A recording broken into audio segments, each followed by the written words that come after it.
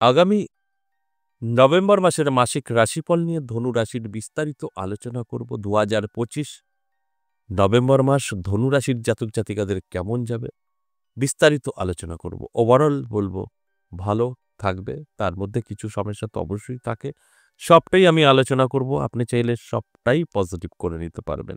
তাই আলোচনার আগে অবশ্যই এই নভেম্বর মাসে গ্রহের গোচর নিয়ে আলোচনা করব, কারণ মাসিক রাশিফলগুলো অবশ্যই তৈরি করা হয় গ্রহের গোচরের উপরে দাঁড়িয়ে। গ্রহ কতটা আপনাকে সাপোর্ট করছে, কতটা আপনাকে আনসাপোর্ট করছে, সেই জায়গায় দাঁড়িয়ে আপনি কতটা সফলতা পাবেন, কতটা আপনি অসফলতা পাবেন, সেই আলোচনাগুলোই করা হয়। তাই সঙ্গে থাকার অনুরোধ রইল। অবশ্যই আমি বিস্তারিত বোঝাবো আপনাদের বোঝার স্বার্থে। আর এই আলোচনাগুলো বুঝে যদি আপনি আপনার জীবনে অ্যাপ্লাই করতে পারেন, সেখানে 100% সফলতা আসবেই আসবে। এতে কোনো সন্দেহ নেই। তাই আমি প্রত্যেকটা মাসেই মাসিক রাশিফল আলোচনা করার সময় একটা কথাই বলি যে, এটা গ্রহের গোচরের উপরে নির্ভর করে আলোচনা করা হচ্ছে এবং এটা সর্বজনীন। এটা কিন্তু কারোর ব্যক্তিগত জন্মছক বা হস্তরেখা বিচার বিশ্লেষণ করে আলোচনা করা হয় না। তাই এখানে আপনি যতটা অ্যালার্ট থাকবেন, ততটাই সাকসেস পাবেন। তাহলে আসুন এই নভেম্বর মাসের গ্রহের গোচর কি বলছে একটু দেখে নিই। এই মাসের শুরুতেই ২ নভেম্বর শুক্র গ্রহকে দেখা যাবে। এটা তুলা রাশিতে প্রবেশ করে এক মহারাজ্যক তৈরি করবে, মালব্য মহাপুরুষের রাজ্যক। এবং ১৬ নভেম্বর রবি তার রাশি পরিবর্তন করে বৃশ্চিক রাশিতে প্রবেশ করবে, সেখানেও এক শুভ ফল দেবে। আর ২৩ নভেম্বর বুধ গ্রহ সে কিন্তু রাশি পরিবর্তন করে তুলা রাশিতে প্রবেশ করবে। ২৬ নভেম্বর ফের শুক্র গ্রহ রাশি পরিবর্তন করে বৃশ্চিকে প্রবেশ করবে। আর ২৮ নভেম্বর শনিদেব মার্গী হবে। এর ফলে ধনুরাশির জাতক জাতিকাদের কি হতে চলেছে আর্থিক দিক থেকে, স্বাস্থ্য, সবটাই বলে বোঝানোর চেষ্টা করব। প্রথমে আমি দেখব স্বাস্থ্য।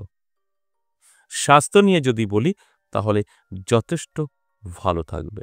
শরীর নিয়ে কোনো কথা হবে না, দারুণ সময় থাকবে। তবে যাদের অলরেডি স্বাস্থ্য খারাপ, অসুস্থ, তাদের কিন্তু খুব একটা ডেভেলপ আসবে না।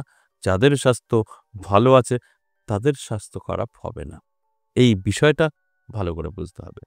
যে অলরেডি অসুস্থ, তার নিয়ে কোনো আলোচনা নেই। নতুন করে কেউ অসুস্থ হবে না, এটা কিন্তু এই নভেম্বর মাসে ইঙ্গিত করছে। এরপর বেকারত্ব, যারা বেকার আছেন তাদের নিয়ে বলি। বেকারদের কিন্তু একটা ভালো রাস্তা তারা খুঁজে পেতে পারে এই নভেম্বর মাস, যদি ইচ্ছা করে, চেষ্টা করে তো। আর যদি মনে হয় যা হবে হবে, যেরকম আছি ভালো আছি, শুয়ে বসে দিন কাটছে, খুব বেটার লাইফ, তাহলে কিছু হবে না। যদি আপনি চেষ্টা করেন, আপনার বেকারত্ব 100% দূর হবে। সেটা আপনি কোনো কোম্পানি, ফ্যাক্টরি, কোনো জব করতে পারেন, আপনি নিজে কিছু ব্যবসা করতে পারেন। আপনার সময় ভালো তো, আপনি যেটা করবেন তো সাকসেস আসবেই।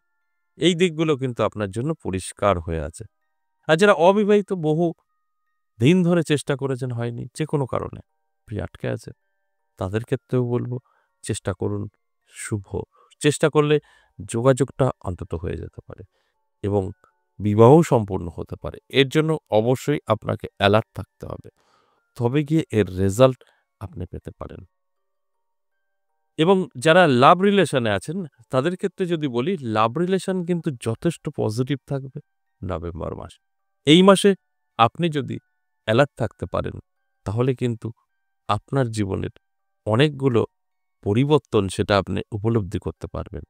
অর্থাৎ বিবাহ পর্যন্ত নিয়ে যেতে পারেন। যাদের নিয়ে ভয় ছিল আপনার, তারা দেখবেন আপনার খুব কাছের হয়ে যেতে পারে। আতঙ্ক ছিল কে মেনে নেবে, কে কি করবে, সেই জায়গাগুলো কিন্তু বেটার হতে পারে। তাই লাভ রিলেশনের জন্য যথেষ্ট শুভ। দাম্পত্য পারিবারিক সুখ শান্তি কিছুটা ফাটল ধরতে পারে কোনো তৃতীয় ব্যক্তির কারণে। এর জন্য আপনার চোখ কান খোলা রাখতে হবে, অ্যালার্ট থাকতে হবে। তাহলে এটাও আটকানো সম্ভব। আপনি দেখবেন এটাকে কন্ট্রোল করে ফেলতে পারবেন, কারণ আপনি জেনে গেছেন এই প্রোগ্রাম থেকে। আমরা যদি জানতে পারি আমাদের খারাপ কিছু অপেক্ষা করছে, সেটা তো আমরা কাটাতেই পারি। এটা তো অবাস্তব কিছু নয়। তাই আপনি যখন জানতে পারবেন আমার সাংসারিক জীবনে কিছু সমস্যা আসতে পারে, অ্যালার্ট থাকুন। এটা আটকে যাবে।